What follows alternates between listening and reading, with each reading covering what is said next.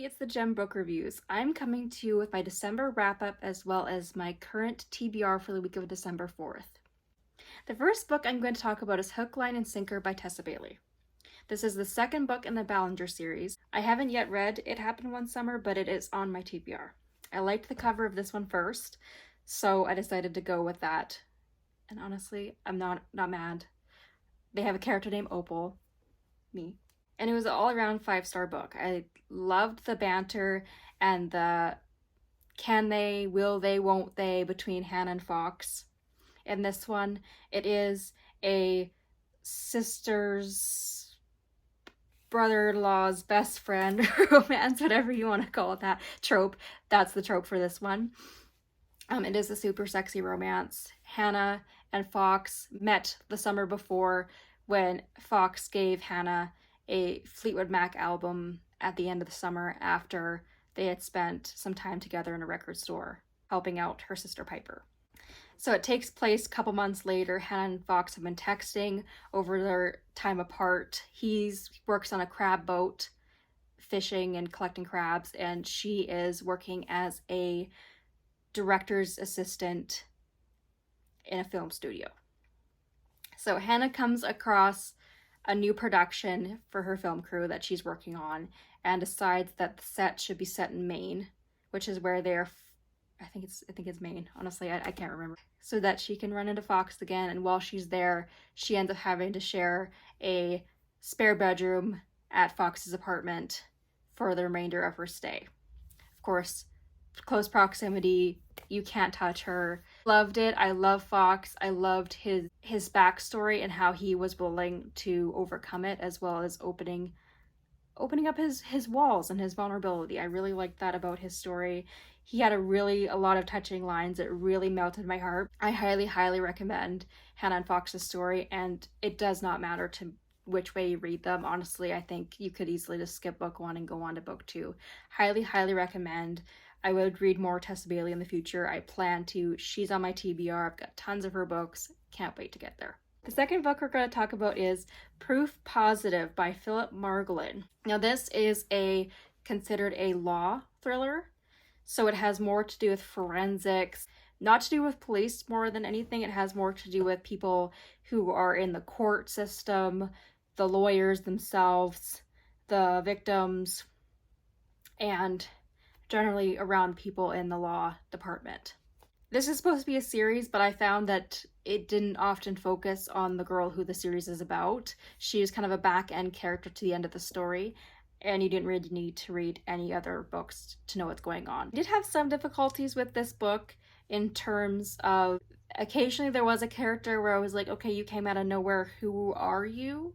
But that's probably more of a fault of me than it is a fault of the series, because I did just pick it up at random. And I feel like you could do that, but there will be the occasional character that you're like, oh wait, who are you?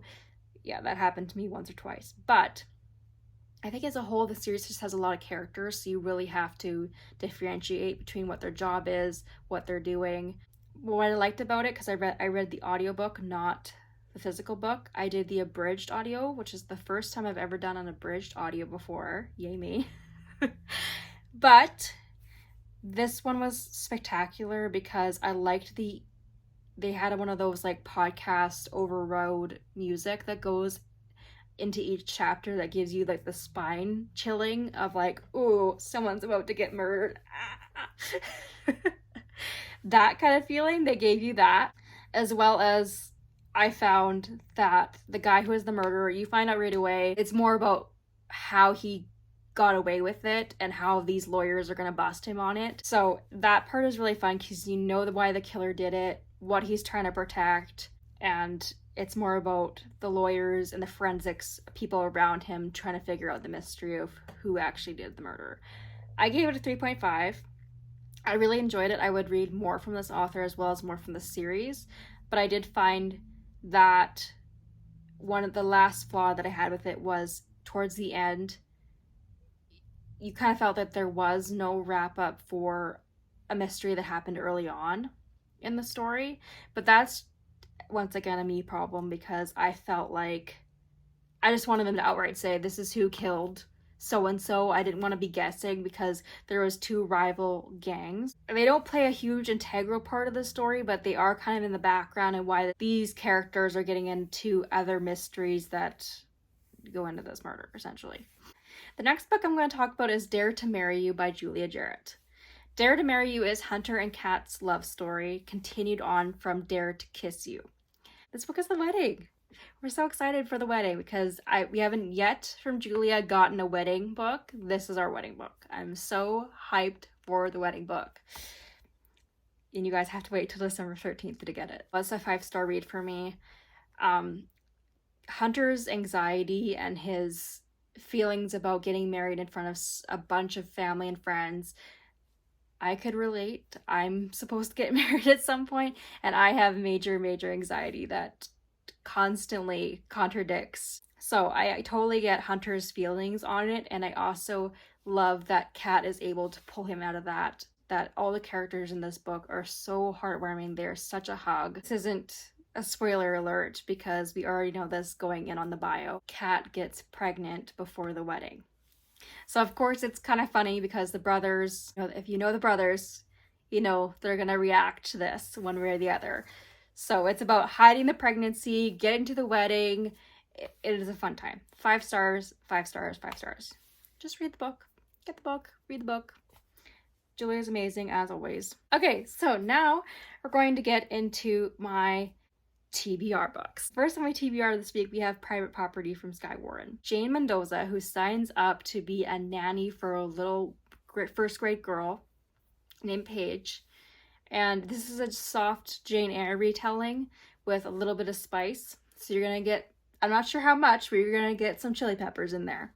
So Jane is going to the Rochester mansion to take care of Paige, and she has no idea what this man looks like, where she's supposed to go. She's never left her hometown. She was originally a foster child that once her dad passed away, she became into the foster system, has since then bounced from being like a cashier and small little jobs to make ends meet. Leaving her small little place to go to Maine is a huge step for Jane, but she is needing the money, willing to take a new step in her life, and this is where she meets Beau Rochester. And I love Beau so far. As I'm reading, he is super grouchy and super stern and everything I wanted my Mr. Rochester to be, because I'm a huge fan of Jane Eyre. I liked the brooding, I liked the gruff, I liked the stern, and I liked the creepy old mansion, and the whole thing about it is fantastic. I've started it. There's a little cute kitten involved, and I think as the romance progresses, we're going to see more spice, because I haven't seen any spice yet. We're going to see some spice. I can tell you we're going to see some spice. So for book 2 on my list, I'm going to read the bio because I have not yet picked it up, although I'm very excited about it. So this one is called Secrets of a Viscount, and it is by Linda Ray Sand. Nothing makes a man more lonely than his secrets. The same might be said for women. Godfrey Viscount Thorncastle has a secret he'd rather not tell anyone, including the woman for whom he has held a candle for over 20 years. Widow Elise Burrows Batley has had enough of marriage, but pining for the chance at motherhood, she may have to reconsider Godfrey's proposal if he can get it right.